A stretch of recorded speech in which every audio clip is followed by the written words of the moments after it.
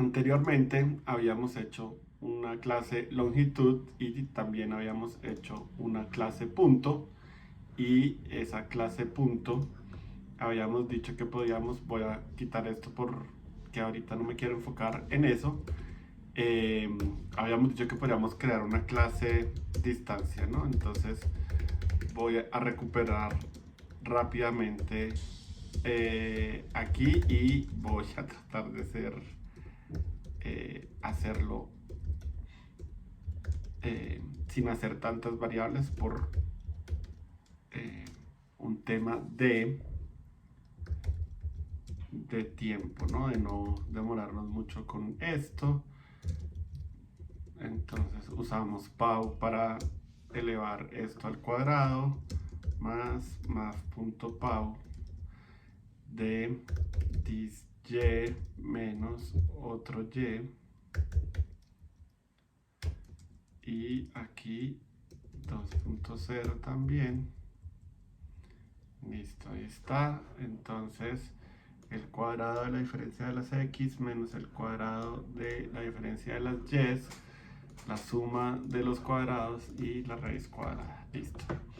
Entonces tenemos nuestra clase círculo. Acuérdense que yo le pongo tilde a las clases. Si ustedes no se las quieren poner está bien, pero sean consistentes después. Si ven un círculo escrito por mí con con tildes, pues quítenle la tilde ustedes. Bueno, entonces ahora fundamentalmente un círculo es un punto que es el centro y es una longitud que es el radio. Digamos que hasta ahí vamos bien. Entonces uno podría decir, pues claro, necesitamos un constructor que pueda hacer esa relación uno a uno de la que tanto hemos hablado.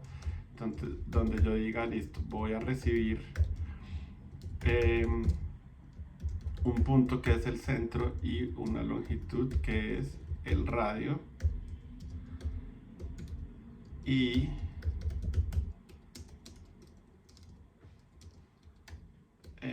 hago la famosa relación uno a uno, ¿no? Entonces habíamos hablado de proteger las invariantes. Entonces punto ya recibe, ya valida las invariantes de punto. En este caso pues no hay ninguna.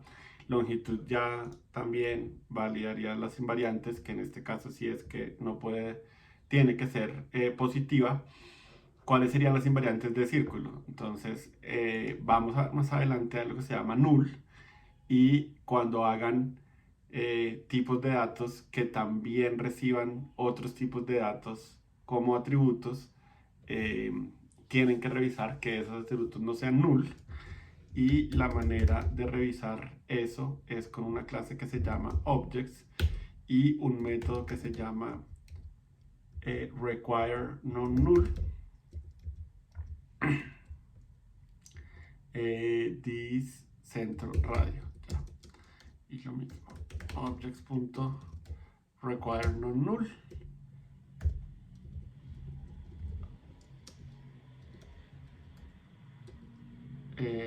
Y radio.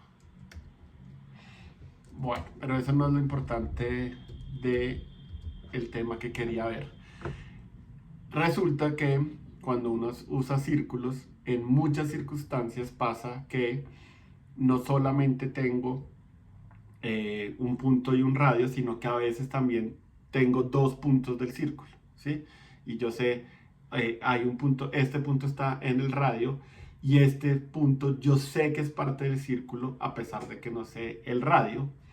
Y como puedo calcular la distancia que hay entre dos puntos, entonces está bien. Simplemente lo que hago es primero calcular la distancia entre esos dos puntos, y ahí sí ya tengo un punto y una longitud y ya puedo crear un círculo.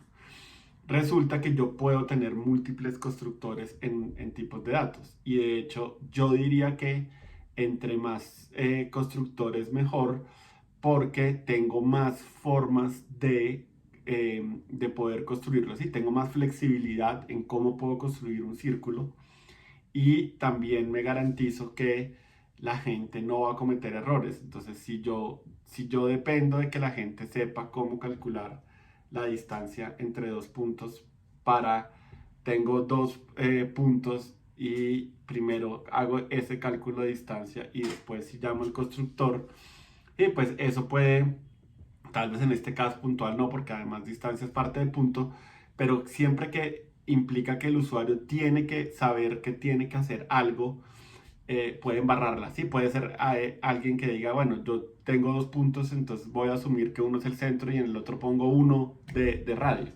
Sí, entonces, de nuevo, es mejor evitar problemas. Entonces, ¿cómo se escriben diferentes constructores? No hay ningún problema. Public si debe ser público, el nombre de la clase igual que el otro y simplemente pues le cambio los parámetros, ¿no? Entonces, ya sí, tengo un constructor que recibe un punto y una longitud y tengo un constructor que recibe dos puntos. Bueno, ahora yo podría simplemente volver a escribir todo como si el otro constructor no existiera, pero ya tengo un constructor que revisa ciertas invariantes por mí.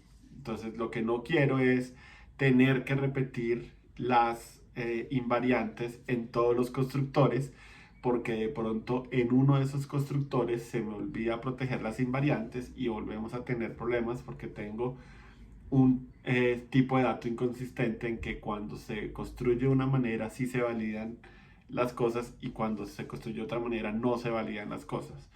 Entonces lo más sencillo es escribir un constructor secundario que delegue al constructor primario de la clase. Y de nuevo, el constructor primario es simplemente el constructor que nosotros escribamos que proteja las invariantes de la clase. Usualmente el constructor primario es este constructor donde yo recibo casi que los parámetros, los atributos que tengo dentro de la clase y hago esa asociación uno a uno y ahí los valido. Usualmente ese es el constructor primario, pero pues podrían haber casos en que no. Entonces, simplemente voy a delegarle al constructor primario esta creación. Para delegar utilizo this, pero ahora como si fuera un método. Y ese this como si fuera un método, el compilador lo trata como, ok, claro, estoy hablando de un constructor. Le paso el centro, porque el primer parámetro que espera es eso, y después le tengo que pasar una distancia. Entonces voy a llamar a centro.distancia, eso me devuelve un double, pero yo ya sé que lo puedo encapsular en una longitud y listo, ahí ya tenemos dos constructores, un constructor primario, digamos que es como el más normal de alguna manera, que protege mis invariantes, y tengo otro constructor que me da flexibilidad en la clase y delega al constructor principal para garantizar que yo estoy protegiendo las invariantes de mi clase de todas maneras. ¿Cuántos constructores puedo tener? Los que quiera. Obviamente lo importante es que cada constructor tenga parámetros distintos. Si quisiéramos tener eh, constructores que tuvieran igual parámetros, hay que hacer otra cosa que también vamos a ver más adelante, pero en un principio esta es la receta, simplemente que escribimos los constructores con diferentes parámetros y nos aseguramos que todos los constructores que no sean primarios deleguen al constructor primario para garantizar que se puede eh, proteger las invariantes. Y como les conté, eh, está bien tener más de un constructor, me da flexibilidad. ¿Cuántos constructores? Pues depende de lo que yo esté tratando de modelar. Hay tipos de datos que tienen un solo constructor y no hay otro constructor que tenga sentido. Hay dominios en donde los tipos de datos, por ejemplo en este caso círculo, naturalmente generan eso. Entonces sí, es un poco más como en la medida que yo creo mis tipos de datos y los empiezo a utilizar, puedo empezar a darme cuenta, oiga, venga, los círculos no solamente los hago con un centro y una longitud, sino que a veces también empiezo con 2 puntos y tengo que hacer esta operación intermedia, y ahí donde digo, ah, ok, voy a mover esa lógica a un constructor secundario de mis tipos de datos, y de esa manera me ahorro toda esa repetición de código en todas partes, lo vuelvo más flexible, ¿sí? Entonces, en un principio no está mal que solo sientan que tienen un constructor en la clase.